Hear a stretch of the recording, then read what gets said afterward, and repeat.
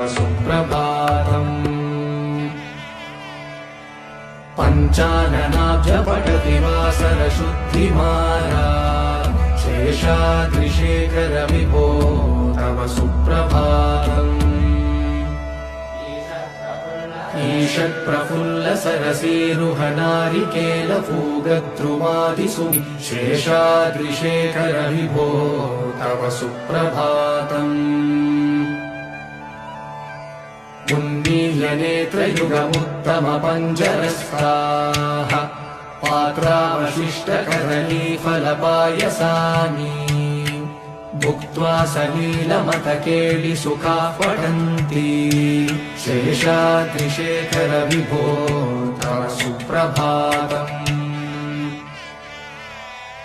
तन्त्री प्रकर्ष मधुरस्वनया विपञ्च